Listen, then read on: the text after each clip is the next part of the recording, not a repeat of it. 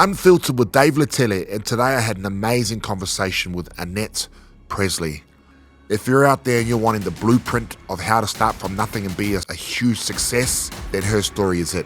It is the blueprint. When we sold our company for $250 million, that was half of the value. And that was a failure. But not only is she a huge success in the business world, she is also a huge she gives a lot of money away. She's absolutely... It's a long day, people. Being raised in South Auckland, and around a lot of her friends that have now passed away, drugs, alcohol, to living with a gang, to then move on and she is one of the most successful entrepreneurs to come out of New Zealand. I think her whole story is just so inspiring of how to come from nothing, start a company with nothing, and then become this huge success. So don't forget to like, comment, and share. This story needs to be heard far and wide. As we always say, Annette Presley. Enjoy.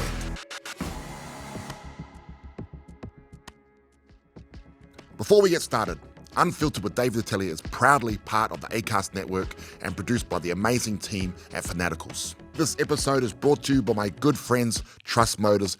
Now, they're an amazing company that support everything we do in the community. I've known them for a long time, so if you're looking for a new car, trading in your car, whatever the case may be sure to support those who support the community.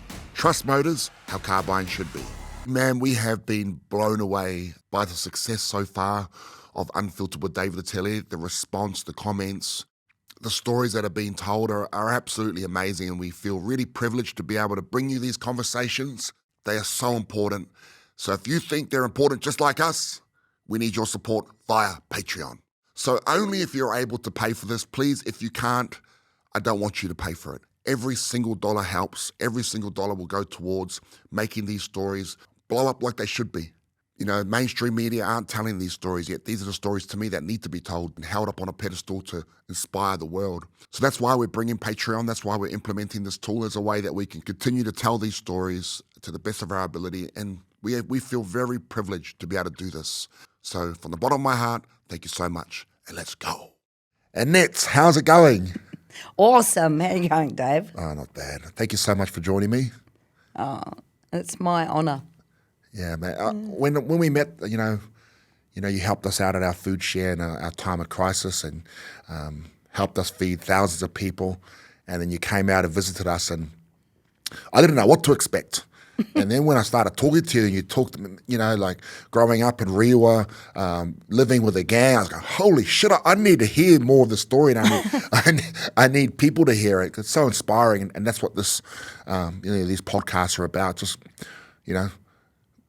giving people hope, and tools that they can then go on and do things themselves. So thank you for coming on. No, well, it's my privilege. It makes me happy to be here. And, if one person can be inspired and maybe see something of themselves and can become something that they thought they could not become, then it's worth every moment. 100%.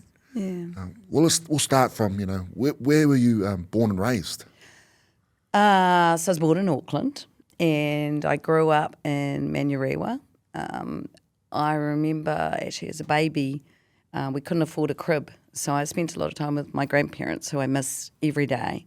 And I went to Manurewa and Hill Park School because my grandma, who was my guardian angel, and I think a big reason that I came out of that environment and ended up successful, she would give me lunch over the fence at Hill Park School. Yeah, it was she was my guardian angel. And we moved from Manurewa to Papatoe, so we kind of moved up in the world a little bit, Dave, I think, I don't know.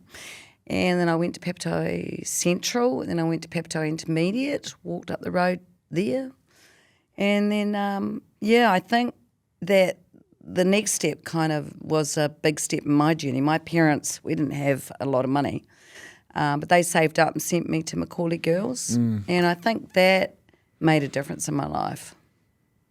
Just getting out of that environment, seeing something else. When I grew up, my best friends, they were, many of them were in gangs. Several of them addicted to drugs. I had one girlfriend who lived in Old Papatoe. And I think she had 3 kids. She would have a kid and get more of a benefit, move the boyfriend out so that she could keep getting it. Yeah. And my 3 best friends were multi-generational benefit families. They never worked. Their parents never worked. Their grandparents never worked. And they were in state homes, Otara, Manurewa, Old Papatoe. And that was a big part of my life. That was my life. And I have this conversation with a lot of people about, children are born into just generations of never seeing success, drug abuse, alcohol abuse, and domestic violence. And, people always say to me, Dave, it's their choice. But, you've seen this firsthand, right? There's a lot of these children that there's no choice to where you're born into. Yeah, I've been asked a lot over the years, about luck. And, and when we succeeded in our first company, people would come to me and say, gosh, you've been so lucky. And I believe in luck. And I think that we're lucky to be born into a country where we don't have war every day. We're not worried for our lives every day. But I think we create a lot of our own luck too. And the journey along the way, I could ended up somewhere completely different. Several of my friends are dead now. I could have ended up somewhere completely different. Luck, yes, I do believe we're really lucky, but I also believe we create our own luck, like you have with this. Every day that you get up and you say, hey, I'm going to go and do this no matter what, because I know that the end behind it, the dream, the passion, that's enough. That's what I want. So, gosh, luck, I believe it's where we're born. And then having good people around us, Dave, like surrounding myself with people that believed in me and making sure that where I spent my time, whether it was, if I had a shitty teacher who didn't believe in me, who made my life hell, well, she helped me to grow too. They helped me to grow. But it was the wonderful ones that supported me and saw the potential in me, that would spend the time and take the time to tell me I could be anything. They're the ones who really changed my life. Yeah. Yeah. You speak about your grandma as being your guardian angel. Yeah. How was she? That what are the situations she's? You think, man, thank God, thank God she was there. Yeah. She was an inspiration because you make me cry. They had their own.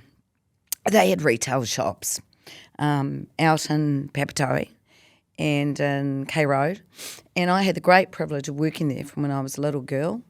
And I think that was a big part of my journey. I remember working there on Christmas Eve, Dave, and she would say to everybody that came in, meet the best salesperson in the world. This is my granddaughter.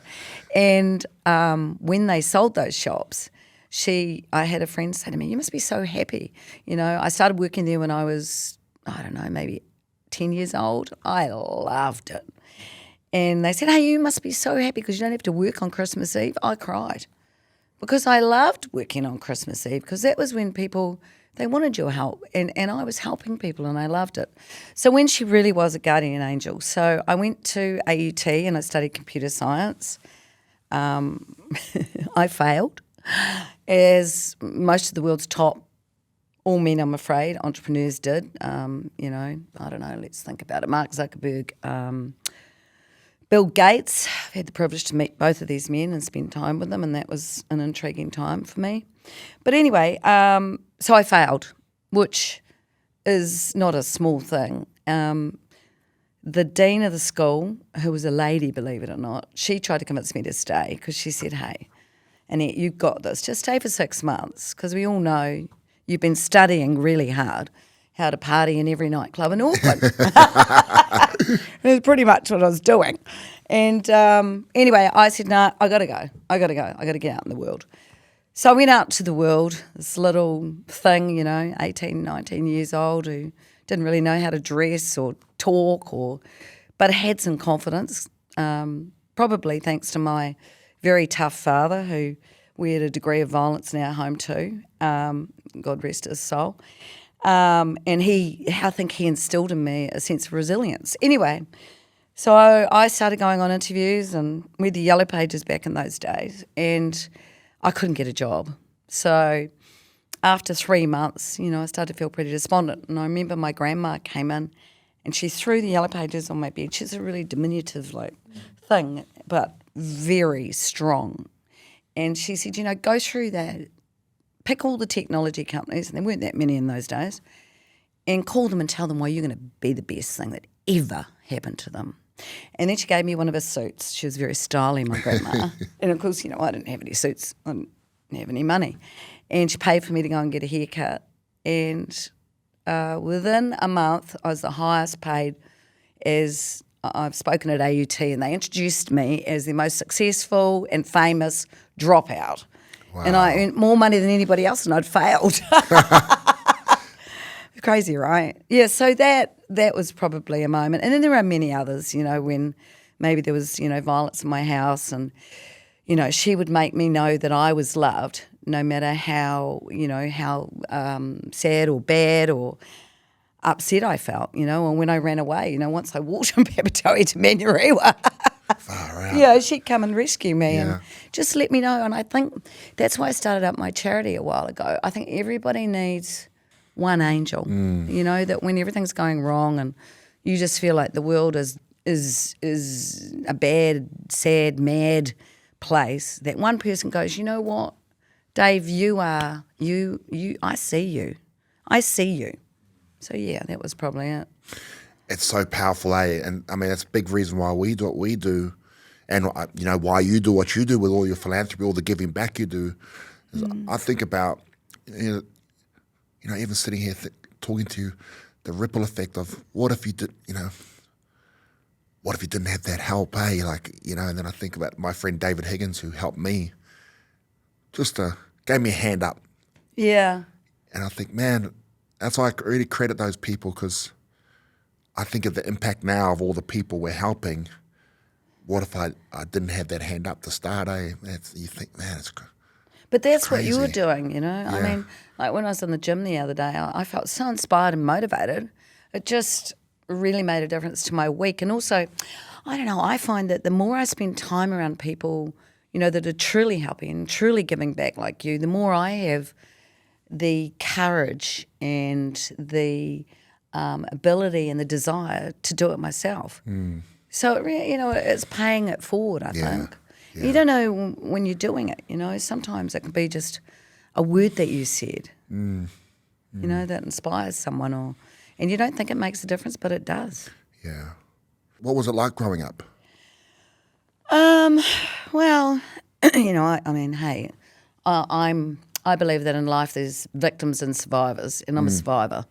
And everybody sees their life through different glasses. My brother sees it very differently to me. But it was tough. My father was, if you go back 2 generations, you have fathers who are in the war. And my experience now from 2 grandfathers is that the war made people tough, and that is a sad truism from what I've experienced and what I've seen. And so I grew up in an environment that every night at the dinner table, I was going to say dinner party, at the dinner table there'd be a fight. And, my father would have an opinion, and if you didn't agree with his opinion, you had to run. So I would run, and I have this vision, because my father was morbidly obese, but he wasn't there yet at this stage. And he would run. He was a big man, and he'd be pulling up his pants because his pants would be falling down. And he'd have taken off his belt to, beat the shit out of me. There was times it was absolute shit, But I do believe that he taught me resilience, And there are many times when, like Christmas Day was always crap, because the more stress there is, the more he would feel the responsibility, I think. And I can see that now. I didn't at the time. My brother was the one that was affected the most because, he was younger than me and I got out. So, it's funny, I met a guy who was in a gang, 42 South. And so I ended up kind of living with him. Yeah, she talked about that. Oh, that's just crazy to me.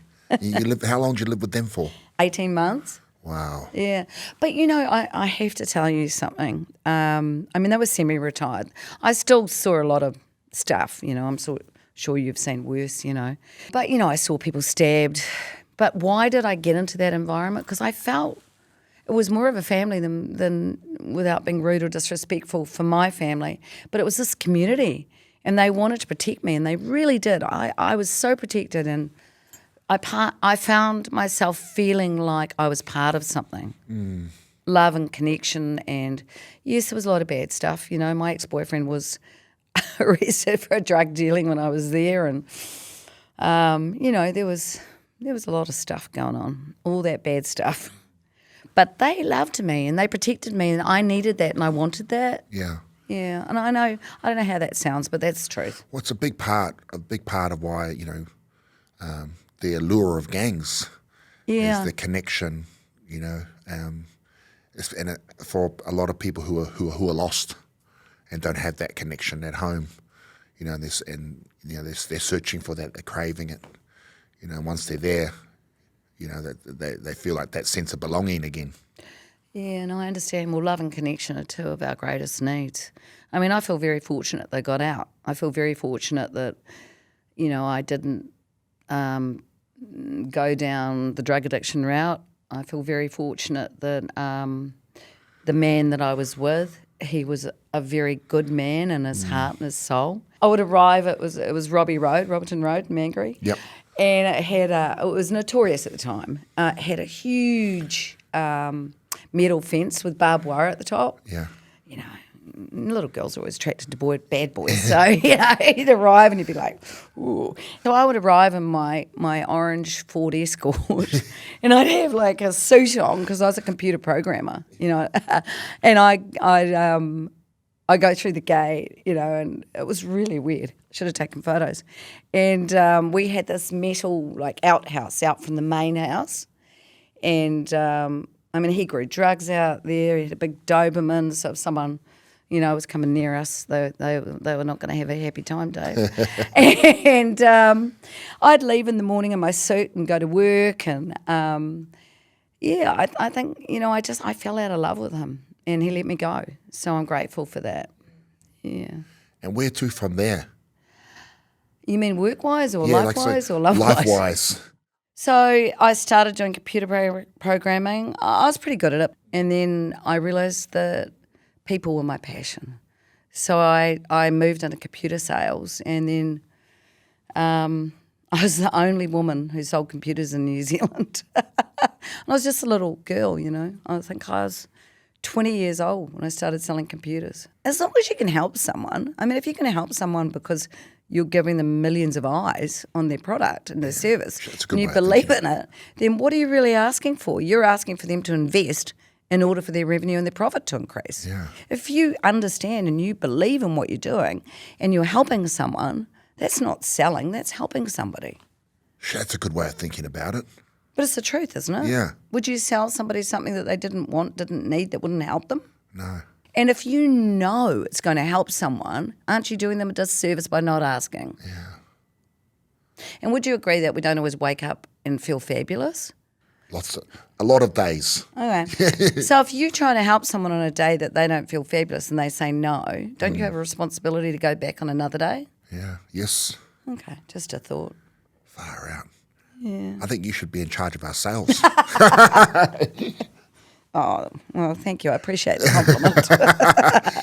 How about I help you? Yeah, You're pretty good at it because, you're being authentic and real. And that's the reason we became so successful, I believe, because I would never sell someone, using the word sell, which has a bad reputation, something that they did not need, did not want, and that wouldn't help them. Yeah. And I think that's how we became successful. Yeah. We always provided more for less. We always added value.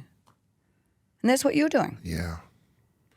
I spoke to someone earlier, a guy called Louis Davis. If you get a chance, watch his episodes, amazing. But he spoke about, which I never heard before, about when people come to you with their dream, if you're the one they trusted to tell you their dream, to be supportive of it and not sort of, shut it down. But how important do you think it is to dream? I think it's everything. I mean, I started up a charity, and we focused on passion boards and dream boards, and there are statistics. Oprah Winfrey is one of the people who backed the studies to form the statistics. 75% more likely chance of achieving your dream if you write it down, if you visualise it, Wow. if you commit to it. And then the rest, you keep working towards it. Yeah. And if people tell you can't succeed, keep moving towards it anyway. Surround yourself with people that support your dream. And if they don't, I'm sorry, get rid of them. 100%. I said that one of our pillars of BBM is surround yourself with positive people on that same path. And I remember I spoke to a guy called Phil. Phil worked for us for years, but he ended up losing 150 kilos, this guy. And when I was training, I was actually training Rob and Luke, and Phil come up and he goes, I'd really like to come and train with you guys. Yeah, you can. Yeah. But anyone that you're surrounding yourself with now who's inviting you out to eat shit, drink shit, knowing you're almost dead, cut them. Cut them. Crikey. If they don't support you, if they support you, they're your friends. If they don't support you, they'll never be your friends, so fuck them. Yeah, I completely agree with you. Yeah. And most of the successful people in the world, that I believe in, that's exactly what they will tell you. Yeah. It's such a good point. So many people don't get it though, and realise it till it's too late. Well, I mean, it is hard, right? It is challenging because if people spend years with you and then become your friends, Yeah. you just spend more quality time with the people that are on the same. They might not be in the same course, but you're mutually beneficial. You're in a symbiotic relationship that is moving you towards your dream. Yeah. Because if you're not moving towards your dream, you're moving away from it. There's no such thing as standing still. There's only going backwards or forwards. Wow. So if you're surrounding yourself with people that are pulling you back, keeping you still, you're moving backwards. Yeah. Life's short. Might as well achieve a dream. If you don't have a dream, you're never going to achieve anything. Yeah. How did you get into? So you founded Slingshot. Was that the first big thing you done? Oh gosh. So when I was 19 years old, I started up a company with a girlfriend, helping girls, and it was called Women on the Move, and we did a conference for girls to teach them how to, back in those days there really weren't successful women in New Zealand, and to teach them how to dress even, Dave, to teach them how to talk, to teach them how to do accounting. And we became oversubscribed. And I learnt an important lesson in business. We increased the venue. I'm sure you've had this experience, thinking, oh, my God, we're going to have 500 people. And, of course, we committed and ended up losing money. So I was 19. That was a good lesson to learn at an early age. And then I started up a recruitment company because I loved people when I started recruiting in IT&T, and I loved it. Funnily enough, Telecom were one of my major customers. Yeah. Yeah, of course, myself and Malcolm Dick were the only ones, I think, still today. I don't know who've actually won a court case against Telecom. So, and that became incredibly successful because, I can sell. But as I say, sell has a bad rep. I was providing services that help change the shape of some of our companies in New Zealand and help find people get jobs. I loved it. And we became incredibly successful. And then I met a guy, fell in love, and he convinced me to move to Australia. We started up a company. We'd no money. Everybody told us we were going to go broke, and the guy we were going to do it with, who was going to be our supplier, he backed out. We couldn't bill our customers. We worked in a place very much like this, no windows. And, it was absolutely insane. We nearly went broke 3 times. They called us germs living in the nooks and crannies of Telstra's tariffs, and we pretty much were. Yeah. But then we added value and we started to help companies, which is, how it really kind of changed. So that was the first big success for us. We started with nothing. Yeah. We worked in the garage. I hired a guy who was an actor who got on the phone and sold. Yeah. And we just went from nothing to 100 million in 5 years. It was insane. Man, that's just next level. Yeah. People talk about, when I hear people talk about starting companies with nothing. How do you do that and go from there to 100 mil? What's the main principles? Oh, God. Or lessons you learned? Feel the fear and do it anyway. Every day, my business partner, Malcolm, would always say, if you play up, you front up. Keep moving towards that goal no matter who tells you can't do it. Be prepared to overcome obstacles. This is a tough one, Dave. Don't have a safety line back to safety, because when the going gets most tough, that's when you take it. Yeah. And we had this whole, raft of people in New Zealand who told us we were going to fail and were waiting for us to come back to New Zealand. And we nearly did. There were many moments when we were nearly broke and, because we didn't have a huge amount of money. I think feel the fear and do it anyway. Keep moving towards your goal no matter what happens. Surround yourself with people who believe in you. And if you have to make a tough decision, I still do this today, I did it yesterday, rather than procrastinating, which is the enemy of success, ask yourself a key question. What's the worst thing that can happen? And if the worst thing that can happen is not that bad, you're not going to die, well, take the risk and move towards where you want to be. Yeah, so, I think those are the hire people that are cleverer than you. So our company in Australia, our nickname was Charlie's Angels, and it became Models Inc. because I would hire people. In those days we had a receptionist. So I'd hire whoever was, they could be a dropout, I didn't care, but they had to show me that they had done stuff. They'd lost 40 Ks. They were a top netball player. They were a top fighter. They had excelled at something in their life where they'd defied the odds. So I'd hire a receptionist, a young girl, and within a month I'd either fire them, because those are the days you could do that, or I'd promote them. So we ended up with 80% girls, and it was just a lot of fun. Always have fun, but always plan. 80% of success is preparation, and I know you've got a challenge with that, and 20% is execution. Yeah, I don't plan because you asked me that question when we first met. What's your plan? Yeah. And I remember your PA asked me, Annette wants to see your strategy plan. All that. So I thought, what the fuck is that? What does that mean? I don't know. Is that a common thing, or I really don't? I've just never been one to plan. Or am I at that level now where to take it to the next level, I have to? I do have good people around me that plan. They try to keep me in order. Delegation is one of my key strengths. Yeah. And if you can nail that one strength, that'll help you get to where you want to be. I'm good at delegating. Okay. So delegate to somebody to strategize a plan for you in each area with revenue and profits and dreams, and make it fun, and you'll achieve all your dreams. You'll help lots of people. That's the goal, right? That's the ultimate dream. That's do you have a dream of how many people you really want to help? People ask me, so what's your goal? I said, help as many people as possible, whatever that number is. So have a number. Like one of the people I admire is Tony Robbins, and he had a goal to raise, 100 million to help feed people in America. And he got there and he said, right, I'm going to raise $1 billion. And he's done both of those things, by the way. Now, and that's the other thing, create big, fat, hairy goals, not little baby goals. And you'll achieve it. People will come on board with you. So I would encourage you to plan. It's really important.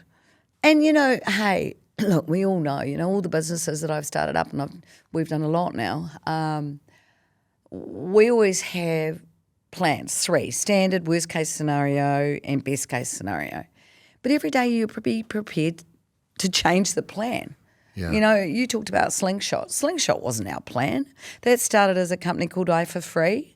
And a lot of people probably won't even remember that company. But it was the first free internet provider in New Zealand. Wow. And Telecom drove us out of business. Complete failure. You talked failure. You talked about Telecom and knocking on the doors where you were in your garage where you were advertising.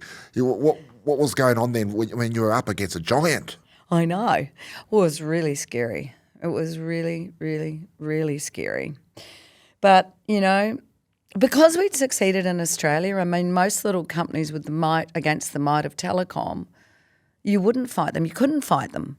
But I remember Malcolm sitting down with me one day and saying, well, what if we fought them just this once? What if we fought back? You know, what would we lose? What's the worst thing that would happen? And, of course, I could see our business going broke, the hundreds of people that now worked for us. We weren't yet at the 250 million that we grew the company to, but, you know, we had lots of people that we loved and we cared about. They were our family like yours are, that I could see, you know, potentially being out of a job. And there were so many things they could do to us. And they did. They cut off our customers 3 times. It's all on public record. And you know what? They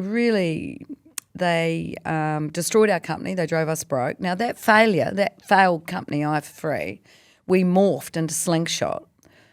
Oh, my God, we had so much pushback not to do that. I hope you're listening, Mark Callender, the now CEO of 2 Degrees, who was my mentee, and I love and adore him, and one of the most incredible young men I've ever had the great luck to hire. But even he thought it was, you know, maybe it was a good idea, maybe it wasn't, maybe I should be the face, maybe I shouldn't.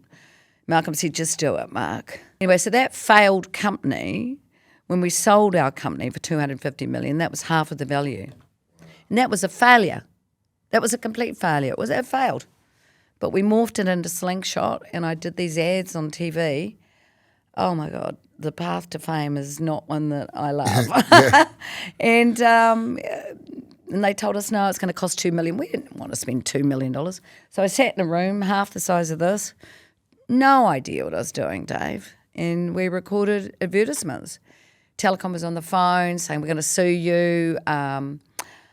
TVNZ, TV, you know, they were all saying, we can't hear this ad, we're going to lose Telecom's advertising. You think about it. Yeah. And I said to Mark, we're doing it. He came down to the studio. He said, we're going to record 3 versions, because I recorded an advertisement that had an elephant putting down its hoof and killing us, right? And Mark's like, oh, my God, we can't do this. He used to work for them. Yeah. But we did it. And then we started growing it. God, I don't know. I can't remember the numbers. It got so crazy. 5,000% per month. Wow. Yeah. All because we did what people told us not to do. Yeah.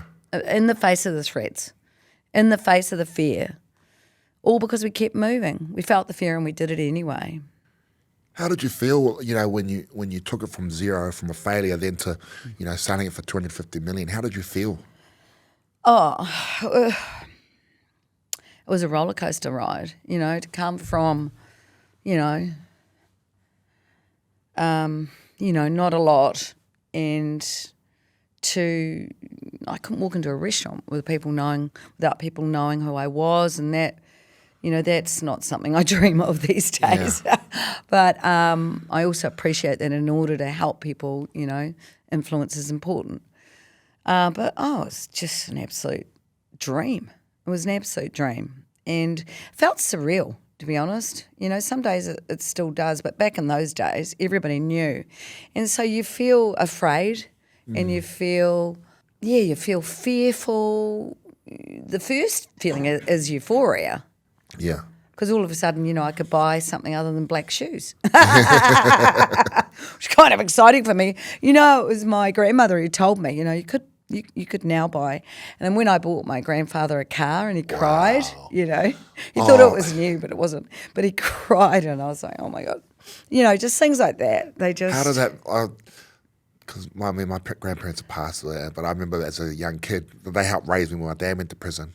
No. I never got the opportunity to do it for them, but yeah. I said, you know, one day, Grandpa, I'm going to buy you a nice car.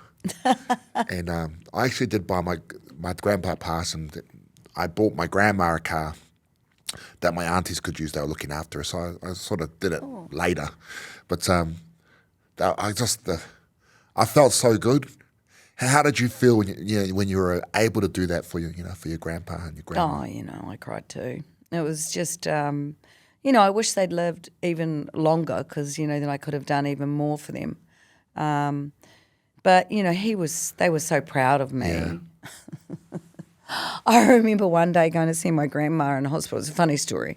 And the doctor said, she's really, not good. And, she was in bed. And, I brought a copy of The Woman's Day and I was on the cover of it. And I brought her, I think, 6 copies. Anyway, and I left the room because the doctor wanted to talk to me privately.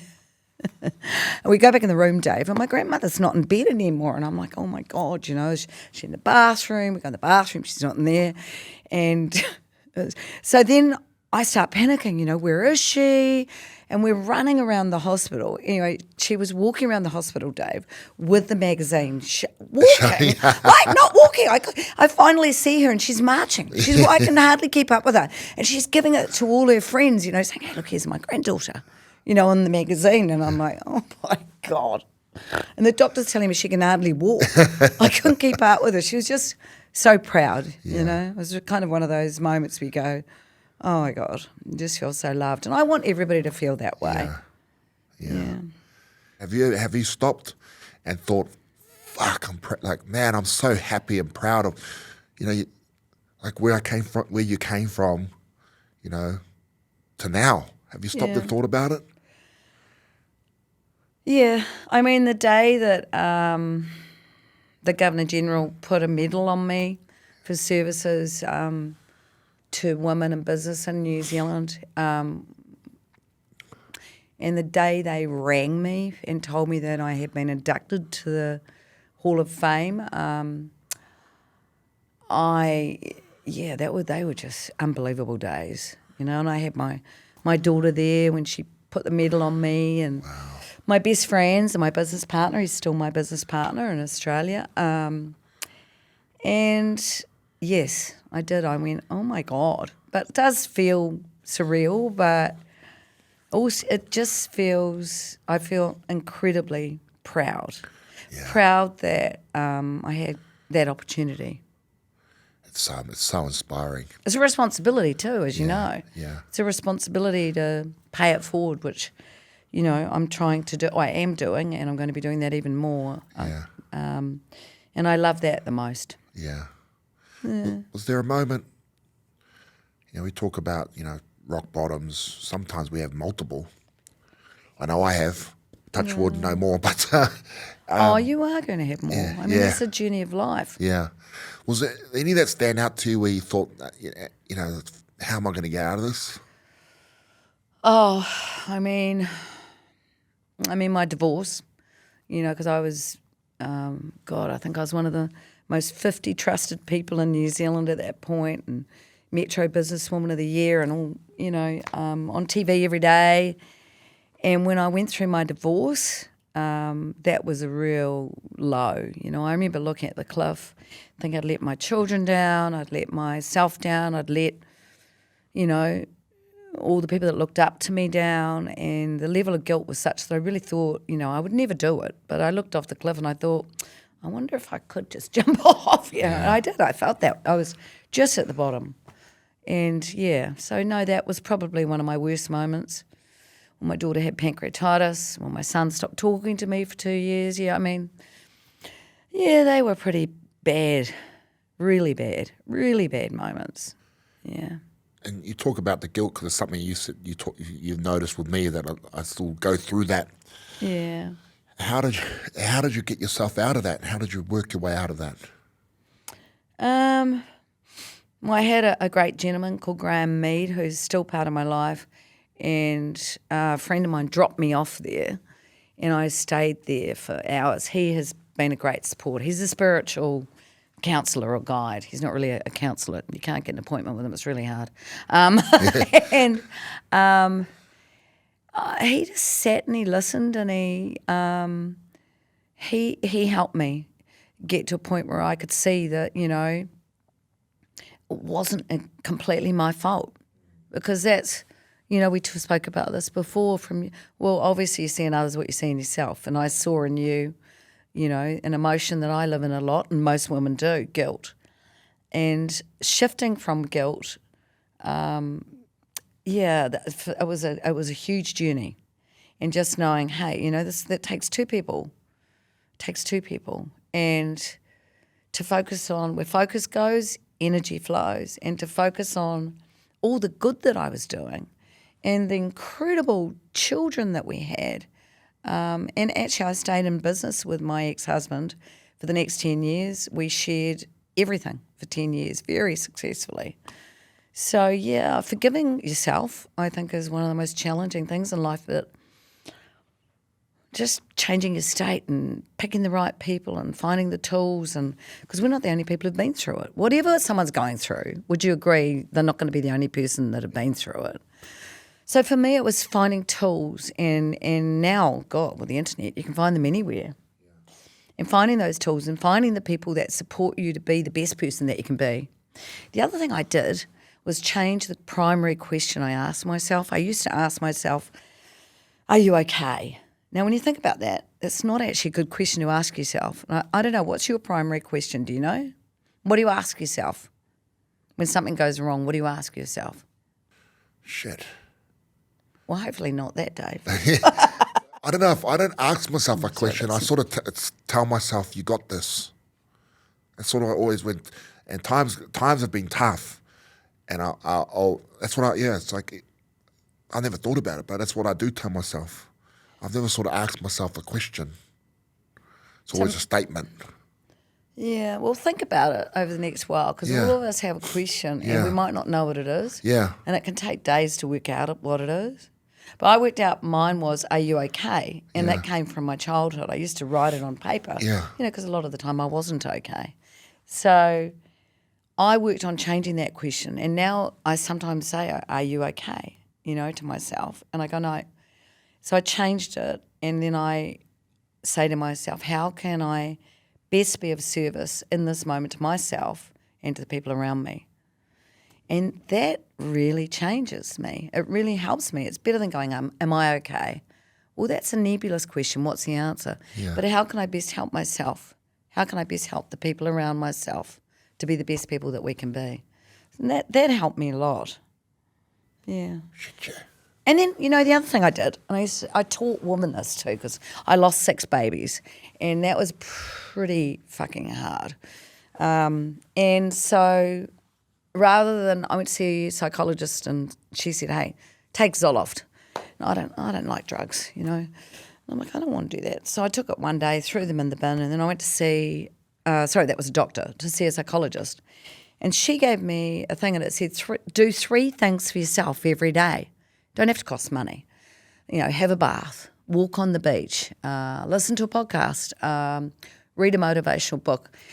So I've got this on my fridge, and I made a list of 20 things that I can do for myself, meditate or breathe, that don't cost money, that, watch something positive, a comedy, that will change my state.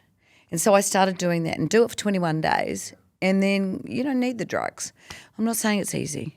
I'm not saying that you don't not feel the joy at the beginning, because I definitely didn't. But it worked. And when I found myself in that bad place with my divorce and with the other things, I go to the fridge and I focus on doing 3 things for me every day. And it's not easy, but hey, it worked. One of the tools that I got taught is a thing called the Ho'oponopono. You know about that? No. So it's an interesting story. Do you want to hear it? Yep. So there's a jail in America. I can't remember which one, but you can look on the internet.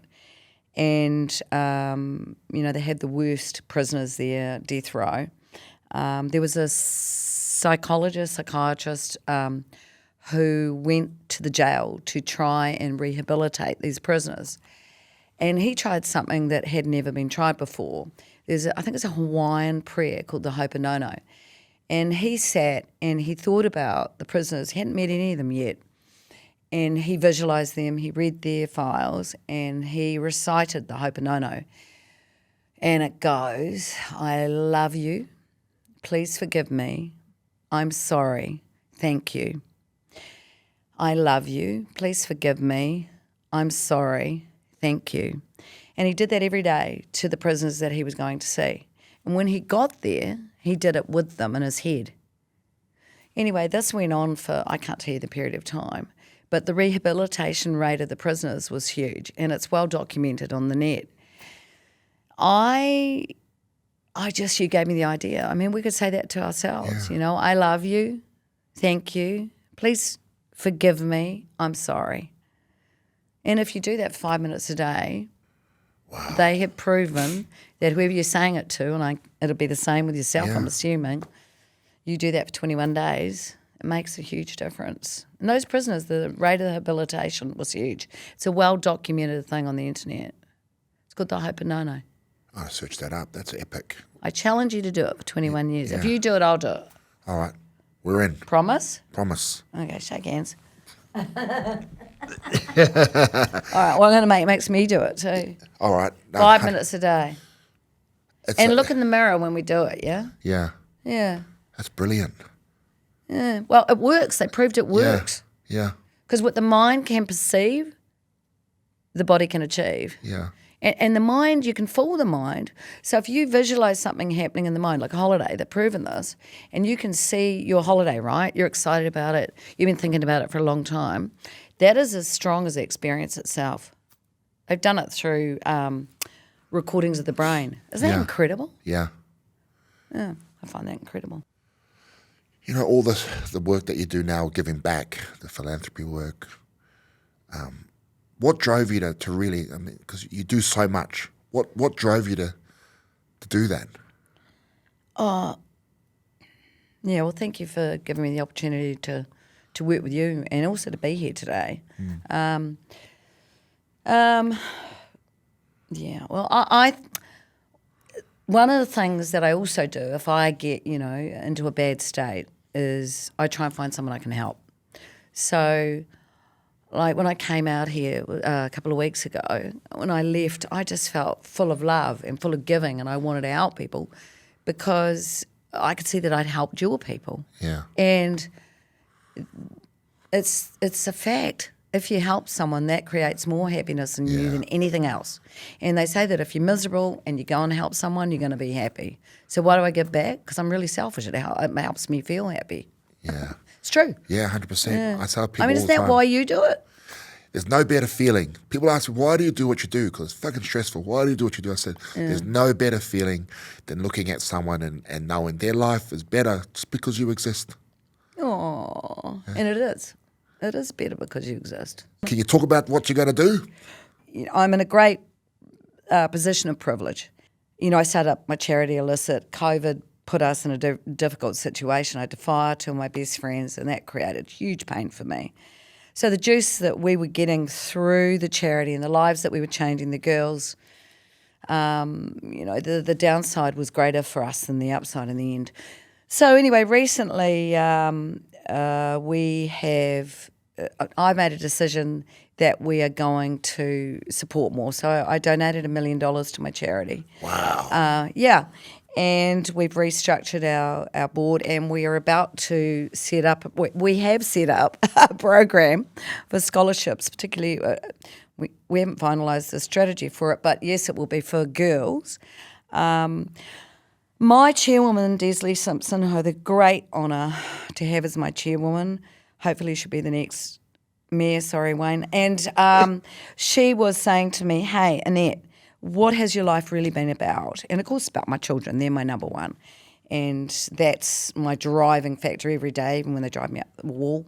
And I love them deeply. But anyway, so she said to me, hey, let's set up a program. Let's take some of this money and set up a program and let's help kids, out in South Auckland. And we're going into the schools. We're going to go to Papatoa Central. We're going to go to Manurewa. We're going to do some work. We're going to get the girls to put forward ideas. We're going to help them.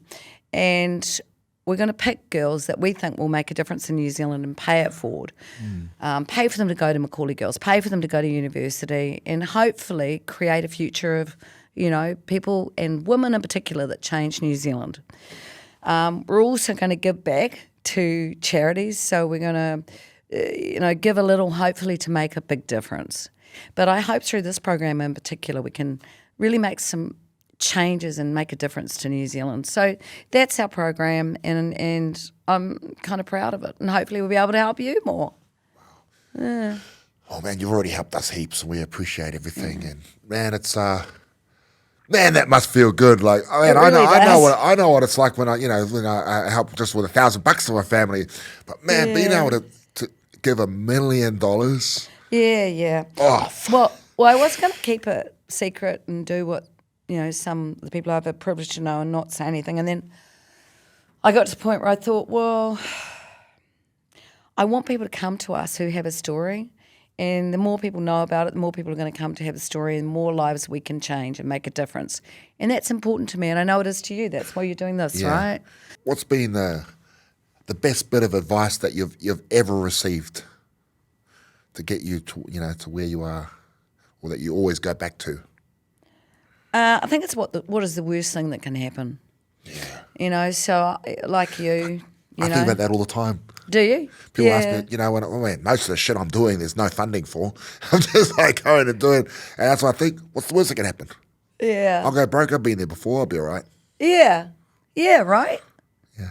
So whenever I'm looking at a difficult decision, I think, well, what's the worst thing that can happen? Am I going to die? No.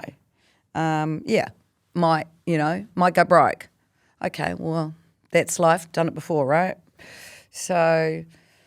Yeah, what's the worst thing that can happen? And if you can live with that, then take the risk, feel the fear, and do it anyway. I love it. I love it. One last question I ask every guest that comes on this question: what's your why and your purpose? To change, to make a difference. It sounds. It sounds top line, and to change as many people's lives as possible, to help people live their dreams. I don't know, But I would like my kids to be happy and healthy and, and achieving their dreams.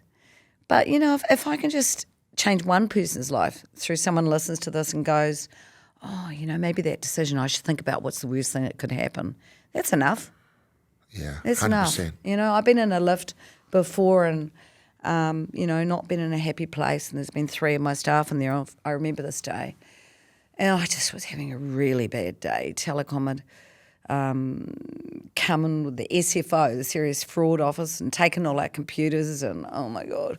And my business partner was away, and I was like, I just want to shoot myself right now. We couldn't even operate our business. We'd done nothing. They were best friends with the chairman and the SFO. I've never talked about this. We got through it, because you get through anything. Yeah. But I'm standing there in the lift, and there's 3 young people in there, and I didn't want to say a word because I was in my head. You're in your head, you're dead. And I remember thinking, what I say right now can change the trajectory of their lives. I think we had 200 people at that point. We were a $150 million turnover company, and I just remember saying something. I can't remember what it was, Dave. And then many years later, when we sold our company and we had the party, one of them came up to me and he said, you changed my life that day. Wow. Yeah. And I was like, oh, I can't do that every day because forgiveness is important, But whenever I can, if I step up, and I felt better. And then I went into the meeting with the room full of telecom lawyers threatening to kill us and, not bring anything back and shut us down forever. And I felt good. So giving back does make a difference. It makes you feel good, makes you feel stronger to go and fight the devil. Yeah. Which we did. And actually, I don't even think they're a monopoly anymore. So I do believe in karma. It goes around, comes around. And 2 degrees, I think they're on their way to becoming one. So go Mark. Yeah. What would you say if you go back in time and that young girl and staying in that, with the running away from home, what would you say to her? Run towards your dream. Run away from what you don't want. These times are going to make you resilient, and resilience creates success. Most of not most of them, but many of those successful tech guys that I've had the great privilege to meet, many of them, their father left when they were young. They've written a book on it. So the tougher the times you have when you are a child, it grows resilience. So when things go wrong, you fight, you keep going. So if I didn't have that childhood, I don't believe I'd be successful today. So I should say thank you to my father and my mother. Yeah. If you're going to blame for the bad, blame for the good as well. Tony Robbins taught me that.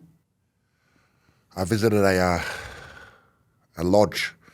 A father just reached out asking for help, staying in a lodge, emergency housing.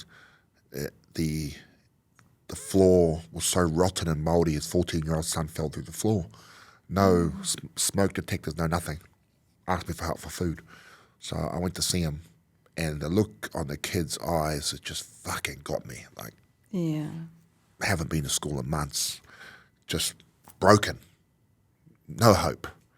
And after I helped, I sat the kids down and I said, I know this sucks, but use it. Use it as your fuel, as your superpower to be better. This sucks, but you can use it to drive you to be a success, you know, and that's what you've done. It's what I've done, and hopefully it's what those kids do. It's so important. Yeah, but and then I just want to really thank you for coming on. I've really enjoyed this, and I know it's going to help a lot of people. So, thank you so much. Oh, it's a privilege. I get a lot out of it too. I probably get more. So thank you. It's amazing. What you're doing is amazing. Thank you, sis. Awesome. If you made it this far, thank you so much for the support. It really does mean so much to us. Don't forget to like, share, and subscribe, and comment on our videos, and share this out. These stories are so inspiring, and they need to be heard by everyone. Thank you so much, team.